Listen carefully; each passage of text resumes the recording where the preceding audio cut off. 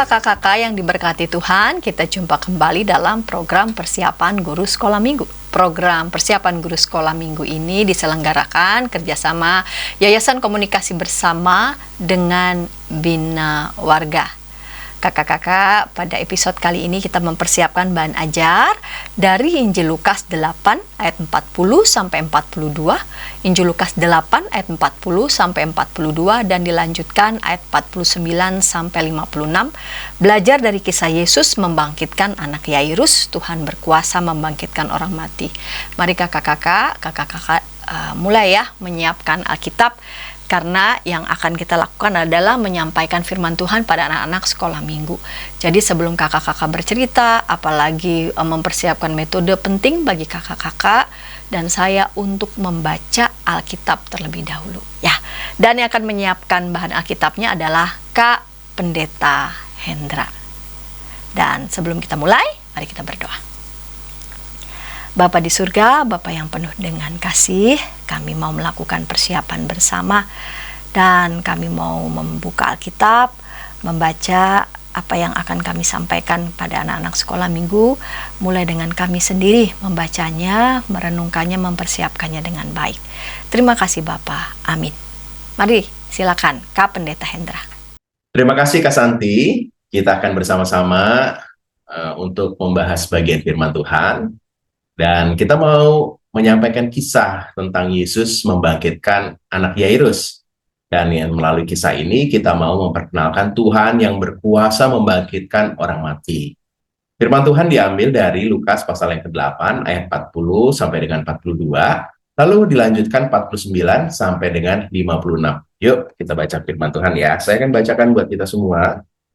Lukas pasal yang ke-8 ayat 40 sampai dengan 42 dan 49 sampai dengan 56. Ketika Yesus kembali, orang banyak menyambut dia, sebab mereka semua menantikan dia. Lalu datanglah seorang yang bernama Yairus. Ia adalah kepala rumah ibadat. Dia sujud di depan kaki Yesus dan memohon Yesus datang ke rumahnya. Karena anaknya perempuan yang satu-satunya yang berumur kira-kira 12 tahun hampir mati. Dalam perjalanan ke situ, Yesus didesak-desak orang banyak. Ayat 49. Sementara Yesus masih berbicara, datanglah seorang dari keluarga kepala rumah ibadat itu dan berkata, "Anakmu sudah meninggal, jangan lagi engkau menyusahkan guru." Yesus mendengarnya dan berkata kepada Yairus, "Jangan takut, percaya saja, dan anakmu akan diselamatkan."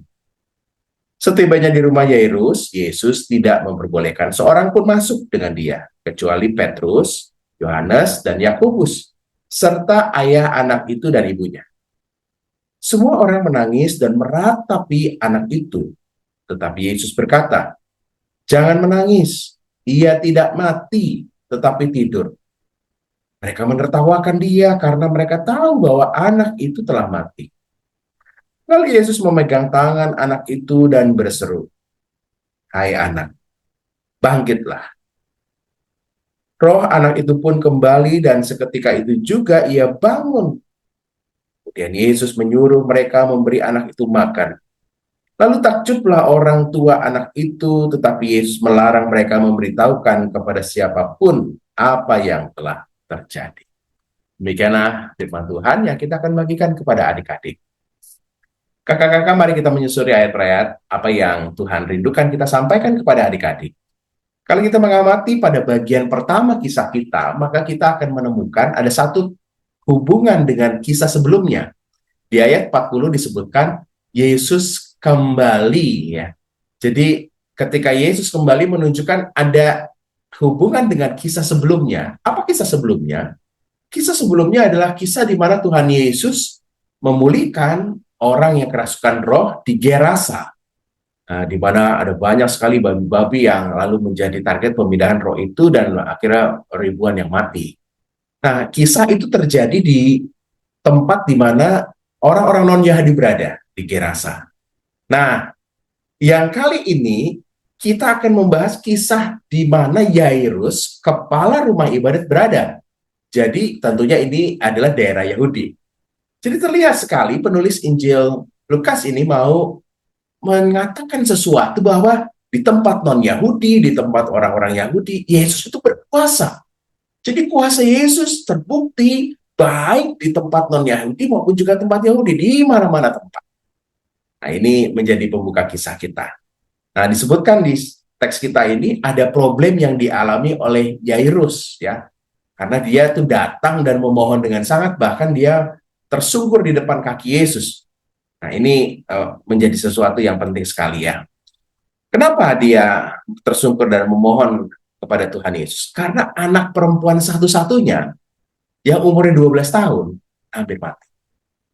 Jadi kisah ini penulis Injil Lukas rangkai dengan kisah perempuan yang sakit pendarahan 12 tahun. Jadi sama-sama perempuan punya problem, yang satu berumur 12 tahun, uh, yang satu sakitnya 12 tahun. Jadi usia dan sakitnya ini dikontraskan.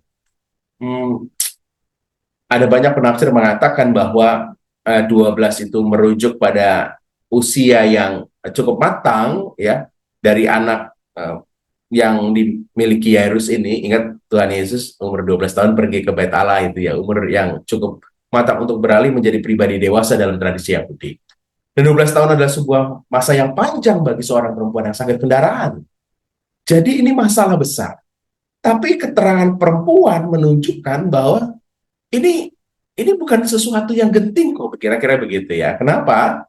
Karena dalam masyarakat patriarkal, anak perempuan nggak diperhitungkan. Jadi biarkanlah.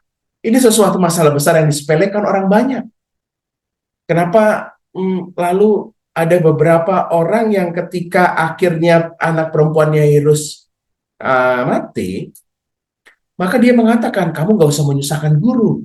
Jadi ini sesuatu yang menurut saya menggambarkan bagaimana cara pandang orang-orang pada saat itu. Tetapi hati Yairus begitu mengasihi anak ini, sekalipun dia anak perempuan, dia sangat mengasihinya.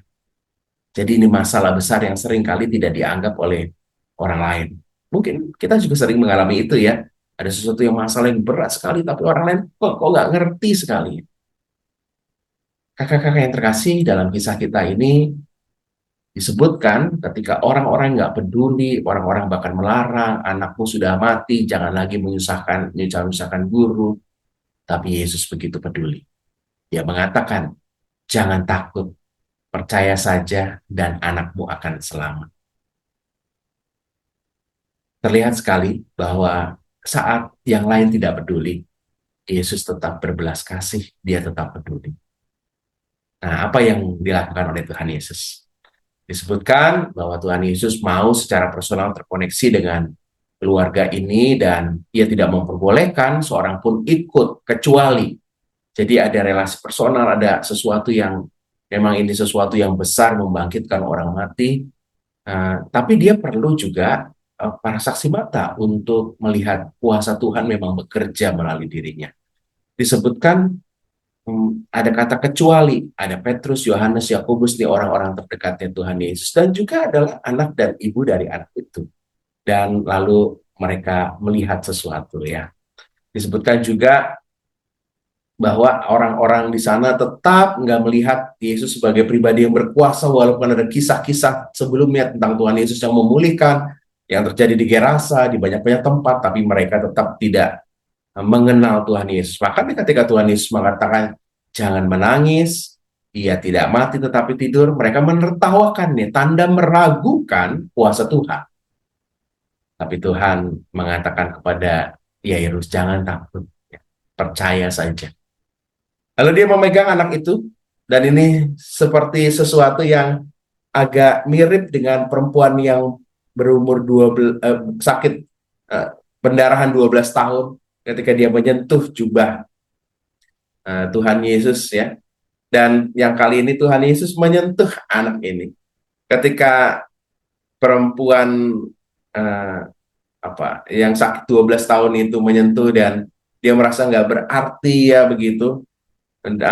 Tapi Tuhan Yesus selalu menyapa anak perempuan Yairus ini dengan, hai anak, bangunlah, ya.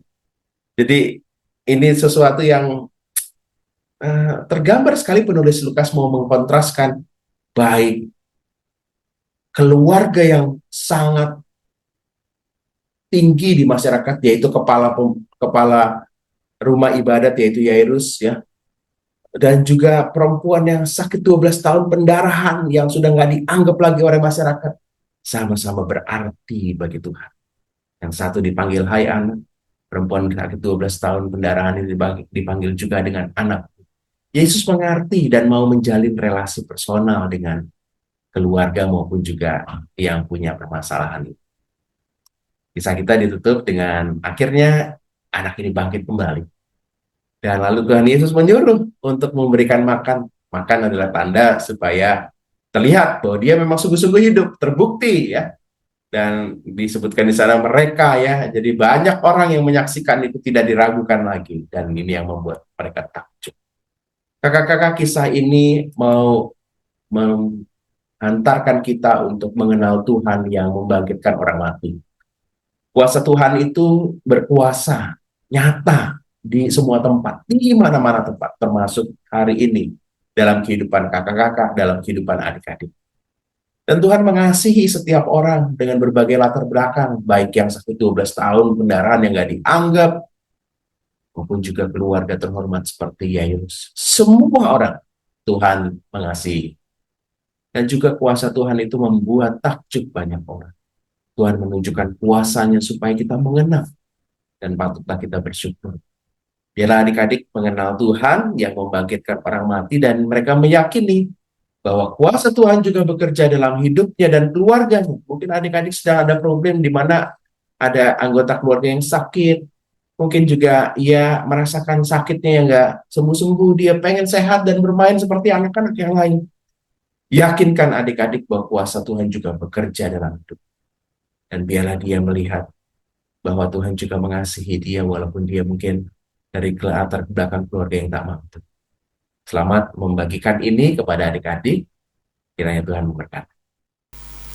Terima kasih Kak Pendeta Hendra, dan sekarang kita mau mendengarkan usulan metode di kelas Batita Balita. Bagaimana kita menyampaikan tentang kisah ini, belajar dari kisah Yesus membangkitkan anak Yairus, Tuhan berkuasa membangkitkan orang mati untuk anak-anak di kelas Batita Balita. Dan akan menyampaikannya adalah Kak Yeni. Mari Kak Yeni, namun sebelumnya kita dengarkan ya pesan-pesan berikut ini.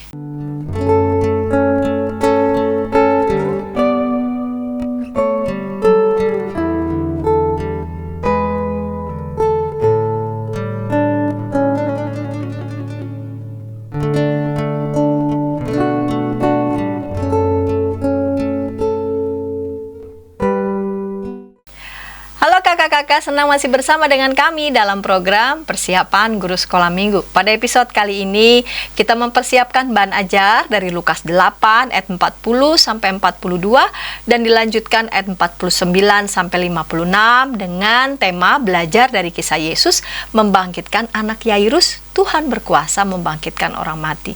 Dan yang akan menyampaikan usulan metode untuk anak-anak di kelas Batita Balita adalah Kak Yeni. Mari, Kak Yeni. Hai kakak-kakak, kembali bertemu dengan saya Kak Yeni. Kali ini saya ingin memberikan ide-ide bagaimana menyampaikan pelajaran tentang Tuhan Yesus berkuasa membangkitkan orang mati untuk kelas Batita dan Balita. Adapun tujuannya, yang pertama adalah anak mengetahui kisah Tuhan Yesus membangkitkan anak perempuan Yairus. Dan yang kedua, anak dapat berkata, Tuhan berkuasa.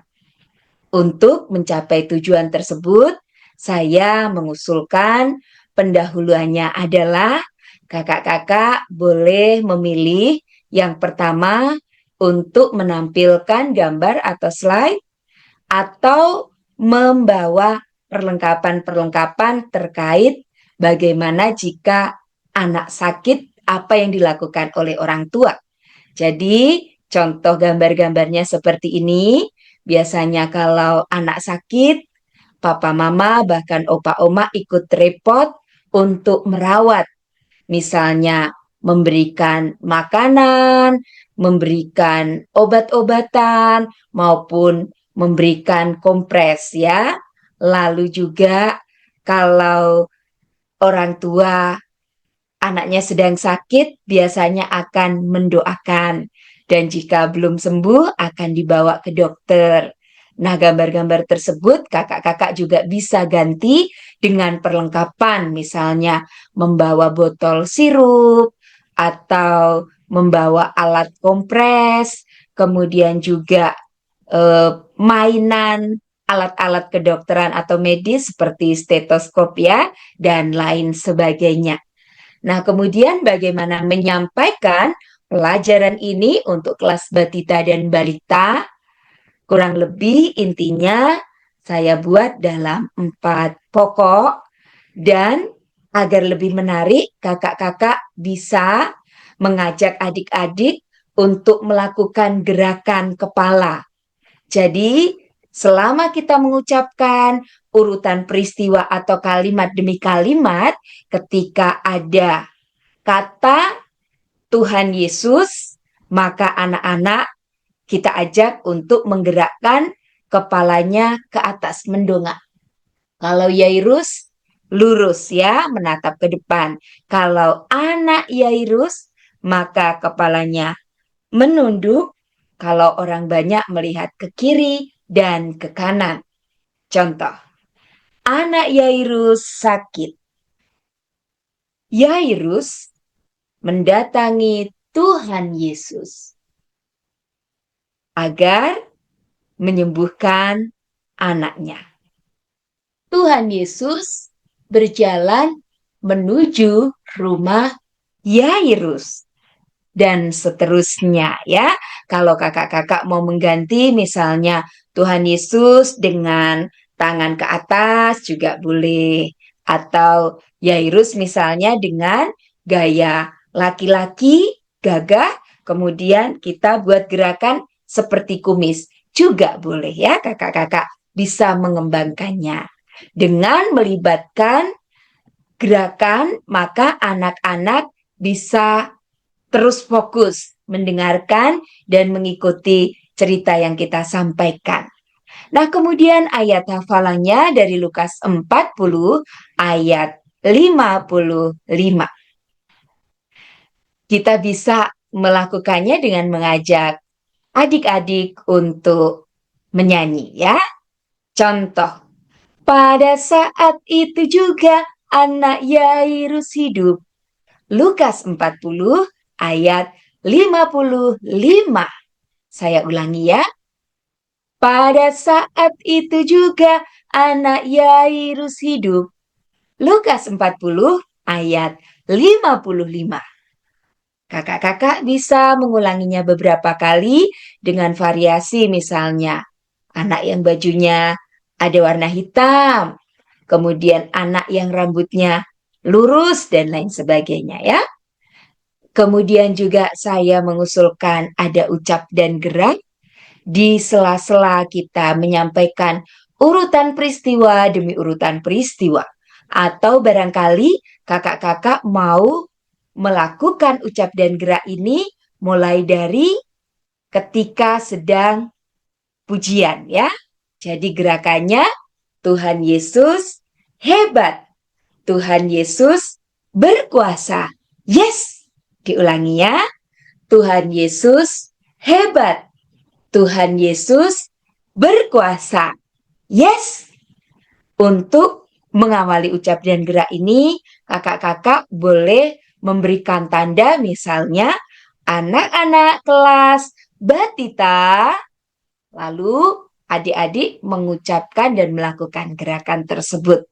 Atau misalnya anak-anak sekolah minggu GKI Pengadilan Bogor, maka anak-anak akan melakukan ucap dan gerak tersebut.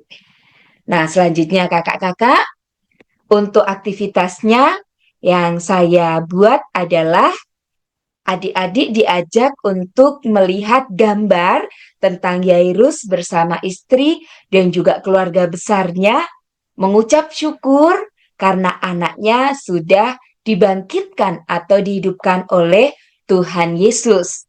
Tapi pada gambar ini ada bagian-bagian gambar yang hilang. Itu sebabnya kita ajak adik-adik untuk mencari dan memasangkan gambar mana yang cocok dengan bagian yang hilang tersebut. Tentu saja kalau untuk adik-adik yang batita masih belum bisa menulis, maka perlu dibantu. Tapi untuk adik-adik yang sudah TK, kemungkinan besar sudah mulai bisa menulis, silakan jikalau adik-adik menuliskan sendiri pada bagian yang putih tersebut. Lalu kakak-kakak, untuk lagu yang sesuai dengan tema, ini bisa dinyanyikan dari Kidung Ceria 133, Tuhan Yesus berkuasa, kemudian Allahku besar, dan Tuhan Yesus sayang padaku. Nah, demikianlah kakak-kakak contoh atau ide-ide yang saya sampaikan. Semoga bermanfaat untuk kita semuanya. Terima kasih. Terima kasih Kak Yeni yang sudah menyampaikan usulan metode untuk anak-anak di kelas Batita Balita. Dan kita mau mendengarkan usulan metode di kelas kecil, dan akan menyampaikannya, yang akan menyajikan usulan metode di kelas kecil adalah Kak Tiara. Namun sebelumnya kita dengarkan pesan-pesan berikut ini. Dari kungkungan malam gelap, nyanyikanlah nyanyian baru setiap hari Rabu pukul 12 waktu Indonesia Barat. Dapat Anda nikmati di channel Lagu Rohani YKB TV. Kakak-kakak yang dikasih Tuhan, senang masih bersama dengan kami dalam program persiapan guru sekolah minggu. Pada episode kali ini kita mempersiapkan bahan ajar dari Lukas 8 ayat 40 sampai 42 dan dilanjutkan ayat 49 sampai 56, diberi judul Belajar dari Kisah Yesus membangkitkan anak Yairus, Tuhan berkuasa membangkitkan orang mati. Kita mau mendengarkan Kak Tiara yang mau menyampaikan usulan metode untuk anak-anak di kelas kecil. Mari Kak Tiara. Shalom kakak-kakak sekolah minggu, khususnya untuk kelas kecil. Pada hari ini kita akan mempersiapkan untuk guru sekolah minggu yang akan mengajar di kelas kecil dengan tema yaitu Tuhan berkuasa membangkitkan orang mati. Kita akan belajar dari kisah Yesus yang membangkitkan anak perempuan Yairus. Untuk tujuan pembelajarannya, pertama kita mau ajak anak untuk mengetahui tentang Tuhan yang berkuasa membangkitkan anak perempuan Yairus. Lalu yang kedua, kita mau ajak anak-anak untuk belajar dan memahami serta mengerti bahwa Tuhan berkuasa juga atas kehidupannya. Sebagai pengantar, kita mau ajak anak-anak untuk berbagi pengalaman hidup mereka ketika berhadapan dengan kesulitan. Kita ajak anak-anak untuk menceritakan pengalaman mereka ketika menghadapi kesulitan. Contohnya, ketika mereka sulit untuk belajar, terus juga sulit untuk berteman atau bergaul, atau kesulitan-kesulitan lain yang mereka rasakan. Nah, kemudian kita lanjut lagi. Kita ajak anak-anak untuk mengetahui, memahami bagaimana caranya mereka ketika menghadapi kesulitan. Karena tentu pasti anak-anak memiliki pengalaman-pengalaman yang ketika mereka berhadapan dengan kesulitan, mereka bingung harus menanggapinya, atau mereka bingung harus berbuat apa. Baru dari pengantar ini kita bawa anak-anak untuk masuk ke dalam cerita yang ada di dalam Alkitab. Untuk cerita Alkitabnya, kita bisa memulai menceritakan tentang sosok Bapak yang sangat mengasihi anaknya. Namanya Bapak Yairus. Nah, Bapak Yairus ini sangat mengasihi anaknya, namun karena anaknya mengalami sakit hingga akhirnya meninggal, betapa Bapak Yairus itu merasakan kesulitan yang sangat berat. Saking sulitnya, akhirnya Bapak Yairus berusaha mencari pertolongan, dan pertolongan itu ia temukan ketika ia berjumpa dengan Yesus. Nah, dari sini kita bisa bawa anak-anak untuk memahami tentang siapa itu Tuhan Yesus. Tuhan Yesus, anak Allah yang punya kuasa yang luar biasa, kuasa yang sangat hebat, dan kuasanya itu dapat menyembuhkan orang yang sakit, dapat memulihkan mereka yang lumpuh, bahkan dapat juga membangkitkan orang yang mati. Dan pengalaman tersebut, kesulitan yang dialami Bapak Yairus ditolong oleh Tuhan Yesus ketika Bapak Yairus mau percaya kepada kuasa Tuhan Yesus. Nah, dari sini kita bisa ajak anak-anak untuk mengerti tentang betapa besarnya dan betapa hebatnya kuasa yang dimiliki oleh Tuhan Yesus. Nah, nanti kakak-kakak bisa mengembangkan cerita tentang yang ada di Alkitab, agar anak-anak bisa lebih jauh memahami arti dari kuasa Tuhan. Yang mau kita tekankan adalah bagaimana anak-anak bisa dengan baik dan dengan benar memahami arti dari kuasa Tuhan. Kuasa Tuhan Yesus yang melampaui segala hal. Bahkan kuasa Tuhan Yesus yang sangat besar yang dapat memulihkan keadaan seseorang, bahkan membangkitkan seseorang. Dan karena kuasa yang begitu besar tersebut, kita pun juga diajak untuk percaya. Nah, kakak-kakak, setelah kita menceritakan tentang kisah dari Bapak Yairus, barulah kita masuk kepada refleksi Alkitabnya atau refleksi imannya. Apa sih yang bisa kita pelajari dari kisahnya Bapak Yairus atau kisahnya Tuhan Yesus yang membangkitkan anak perempuan Yairus? Nah, kita mau ajak anak-anak untuk memahami dan juga meyakini serta mengimani bahwa Tuhan Yesus itu punya kuasa yang lebih besar. Kalau Tuhan Yesus punya kuasa yang lebih besar, apa yang harus kita lakukan? Kita diajak untuk percaya dan berserah pada kuasa Tuhan, secara khusus ketika kita menghadapi berbagai macam kesulitan. Jadi, kalau misalnya kita menghadapi kesulitan, kita jangan buru-buru langsung menangis, langsung kecewa, langsung marah. Tetapi ingat, serahkan segala kesulitan kita kepada Tuhan, karena Tuhan Yesus akan menolong kita. Ketika Tuhan Yesus mau menolong Bapak Yairus bahkan membangkitkan anaknya, ini mau menunjukkan kepada kita bahwa tidak ada yang mustahil bagi Tuhan. Dan inilah yang mau kita tanamkan kepada anak-anak. Ketika mereka menghadapi kesulitan, tidak ada yang mustahil di hadapan Tuhan. Asalkan kita mau percaya, mau yakin, dan berserah kepada Tuhan. Semua itu tergantung bagaimana kita mengimani tentang Tuhan Yesus, mengimani pribadi Tuhan Yesus di dalam kehidupan kita. Dan itu adalah poin yang mau kita ajarkan kepada anak-anak, agar mereka ketika menghadapi persoalan hidup, kesulitan hidup, mereka boleh yakin, percaya, dan berserah kepada Tuhan. Tidak hanya pada kesulitan hidup saja, tetapi di sepanjang kehidupan mereka, kita mau ajak mereka untuk belajar percaya, berserah pada kuasa Tuhan. Untuk ide aktivitas atau ide kreativitasnya, saya menyarankan agar kakak-kakak menyediakan lembar kerja seperti yang ada di gambar, lembar kerja di mana nanti anak-anak akan mewarnai gambar tersebut. Nah, tapi perlu dilihat nih, di lembar kerja tersebut ada garis-garis putus yang nanti dipakai oleh kakak-kakak untuk dilipat dan nantinya akan mereka tarik atau mereka satukan untuk menjadi dua cerita yang berbeda. Jika disatukan, mereka akan menemukan gambar Tuhan Yesus yang memegang tangan anak perempuan Yairus ketika masih meninggal.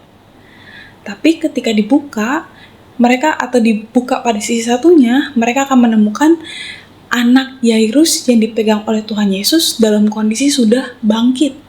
Nah, ini adalah aktivitas yang cukup menarik untuk menolong anak-anak agar lebih jauh lagi dengan lebih mudah memahami tentang cerita Tuhan Yesus membangkitkan anak perempuan Yairus. Ini adalah salah satu contoh yang bisa kakak-kakak lakukan. Jika kakak-kakak punya ide lainnya, silakan dikembangkan. Demikian kakak-kakak materi untuk kelas kecil yang telah kita bahas. Semoga dapat menolong kakak-kakak untuk memperdalam lebih jauh lagi. Dan tetap semangat dalam melayani Tuhan. Tuhan Yesus memberkati kita. Terima kasih Kak Tiara yang sudah menyampaikan usulan metode untuk anak-anak di kelas kecil, dan sekarang kita akan mendengarkan usulan metode untuk anak-anak di kelas besar. Dan siapa yang akan menyampaikannya?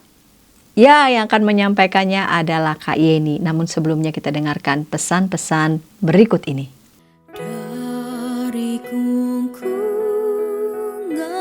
malam gelap, Nyanyikanlah nyanyian baru setiap hari Rabu pukul 12 waktu Indonesia Barat. dapat Anda nikmati di channel Lagu Rohani YKB TV. Kakak-kakak senang masih bersama dengan kami dalam program persiapan guru sekolah minggu. Pada episode kali ini kita mempersiapkan bahan ajar dari Lukas pasal 8 ayat 40 sampai 42 dan dilanjutkan ayat 49 sampai 56, diberi judul Belajar dari kisah Yesus membangkitkan anak Yairus, Tuhan berkuasa membangkitkan orang mati. Dan kita mau mendengarkan usulan metode untuk anak-anak di kelas besar, dan yang akan menyampaikannya adalah Kak Yeni. Mari Kak Yeni. Halo kakak-kakak, kali ini saya ingin membagikan beberapa ide tentang bagaimana menyampaikan pelajaran Tuhan Yesus berkuasa membangkitkan orang mati untuk kelas besar. Adapun tujuan untuk kelas besar, yang pertama, anak mengetahui bahwa Tuhan berkuasa membangkitkan anak perempuan Yairus. Dan yang kedua, anak yakin Tuhan Yesus berkuasa atas kehidupannya. Untuk mencapai tujuan tersebut, saya mengusulkan 2 pendahuluan. Kakak-kakak boleh memilih salah satu atau kedua-duanya digunakan juga, tidak apa-apa. Yang pertama adalah kemahakuasaan Tuhan dalam hal kita bisa menghitung umur sebuah pohon dari lapisan cincin yang terbentuk. Barangkali beberapa atau sebagian dari adik-adik kita sudah mengetahui hal ini, tidak apa-apa. Dari situ nanti kita bisa mengadakan dialog atau diskusi. Apa pendapat adik-adik melihat salah satu kemahakuasaan Tuhan terhadap ciptaannya, yaitu pohon yang umurnya bisa dihitung melalui lapisan-lapisan yang terbentuk. Nah, kemudian yang kedua, bisa juga menggunakan pendahuluan tentang jumlah tulang dalam tubuh manusia, di mana awalnya 270 dan kemudian dalam proses akhirnya menjadi 206. Ini juga menarik dan menjadi salah satu bukti bahwa Tuhan berkuasa atas kehidupan manusia termasuk anak-anak sesuai dengan tujuan yang kedua tadi. Lalu bagaimana menyampaikan kisah ini untuk anak-anak kelas besar? Kakak-kakak boleh menggunakan metode bercerita atau saya juga mengusulkan kalau boleh dan memungkinkan kakak-kakak bisa melakukan drama bersama dengan adik-adik. Tokohnya ada 6 ditambah 1 lagi sebagai narator. Dan adegannya ada 7 adegan yang kakak-kakak bisa lihat dari slide yang saya tampilkan berikut ini ya. Adegan pertama, kemudian adegan kedua, lalu sampai kepada adegan ketiga ketika ada utusan datang dan menyampaikan bahwa Putri Yairus sudah meninggal.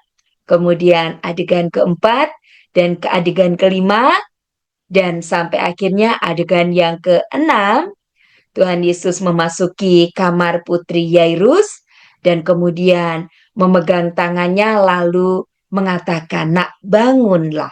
Setelah itu anak Yairus mengalami mujizat sehingga ia bisa hidup kembali dan ditutup oleh narator yang mengucapkan kalimat tentang bagaimana kita berterima kasih kepada Tuhan atas segala kemahakuasaannya dalam kehidupan anaknya Yairus maupun kita sendiri. Kakak-kakak, berikutnya untuk ayat hafalan dari Mazmur 56 ayat 14, metode yang saya usulkan adalah bagilah anak-anak dalam kelas kakak layan menjadi beberapa kelompok, di mana satu kelompok anggotanya 5 dan masing-masing anak menghafalkan potongan-potongan kalimat seperti yang ada di dalam slide ini ya. Setelah itu, maka anak-anak akan diminta untuk tampil sesuai dengan kelompoknya. Jadi pada saat tampil, pertama masing-masing anak mengucapkan bagian ayat yang ia dapat. Sebab engkau telah meluputkan aku daripada maut. Kemudian ganti kepada anak yang kedua sampai anak yang kelima. Setelah selesai, maka semua anak harus mengucapkan ayat ini secara lengkap. Jadi, kakak-kakak bisa juga menggunakan metode menghafal ayat dengan cara demikian. Kemudian, usulan aktivitasnya, kakak-kakak boleh juga melakukan apa yang saya usulkan ini. Jadi, dari kelompok ayat hafalan tadi, adik-adik mengerjakan aktivitas berdasarkan kelompok ayat hafalan, di mana nanti kakak layan atau kakak guru akan memberikan amplop. Ada 5 amplop, di mana masing-masing amplop berisi huruf-huruf yang kalau digabung akan membentuk yang pertama kata Yairus, kata Yesus, dan seterusnya. Jadi, langkah pertama yang harus adik-adik lakukan adalah membuka amplop, kemudian menyusun huruf-huruf yang terpisah tersebut menjadi satu kata. Kalau sudah, maka amplop yang kedua dibuka. Sampai akhirnya semuanya lengkap menjadi kata yang sudah atau yang ada artinya. Nah, kemudian dari kata-kata yang sudah terbentuk ini, maka kita menugaskan kepada setiap kelompok untuk merangkai kalimat. Boleh ditambahkan preposisi, ya, kata depan, kata sambung boleh juga, supaya kalimat yang dihasilkan merupakan kalimat yang baik, yang lengkap, dan tentu saja itu berhubungan dengan cerita atau tema pelajaran, yaitu Tuhan Yesus menghidupkan orang yang mati. Nah, selanjutnya lagu yang sesuai dengan tema, kakak-kakak bisa menyanyikan lagu-lagu dari Kidung Ceria dengan lirik atau ajaran yang bagus ya. Dari Kidung Ceria 131, kemudian juga Waktu Aku Takut, di sana sangat cocok menggambarkan tentang ketakutan Yairus dan kemudian diajak untuk percaya sehingga tidak perlu takut lagi. Dan juga Kidung Ceria 11, Kupuji Kuasa Tuhanku. Baik kakak-kakak, itulah beberapa usulan yang bisa saya sampaikan. Semoga ide-ide tersebut bermanfaat untuk membantu kakak-kakak mempersiapkan pelajaran ini. Tuhan Yesus memberkati. Terima kasih. Terima kasih Kak Yeni yang sudah menyampaikan usulan metode di kelas besar, bahkan di kelas Batita Balita juga Kak Yeni ya yang menyampaikan usulan metode, di kelas besar juga Kak Yeni yang menyampaikan usulan metode. Dan kakak-kakak kami telah merampungkan bahan persiapan guru sekolah minggu. Kakak-kakak juga dapat menyimak program yang ditayangkan oleh YKB, yaitu aktivitas untuk anak-anak sekolah minggu, dan juga dapat menyimak lagu-lagu sekolah minggu, dan tentu saja kakak-kakak mendapatkan usulan banyak nih tentang aktivitas untuk anak-anak, lalu kemudian lagu-lagu yang bisa dibawakan bersama dengan anak-anak dalam kebaktian sekolah minggu, dan kakak-kakak bisa mengirimkan renungan harian KIDI yang tayang memang setiap hari dari Senin sampai Sabtu, dan di hari Sabtu ada program khusus KIDI Time. Kakak-kakak juga bisa menyaksikan dan juga mengajak anak-anak sekolah minggu dapat menyaksikan tayangan KIDI Time di setiap hari Sabtu. Dan kita akan mengakhiri episode kali ini. Mari kita mengakhiri dalam doa. Bapa di surga, terima kasih untuk kami semua yang boleh melakukan persiapan bersama. Terima kasih untuk narasumber di setiap kelas yang menyampaikan metode. Berkati persiapan yang masih harus dilakukan oleh kakak-kakak dimanapun berada, agar persiapan mereka juga dapat menjadi berkat. Terima kasih Bapa, dalam Kristus kami berdoa. Amin. Sampai jumpa kakak-kakak di pekan yang akan datang. Dah.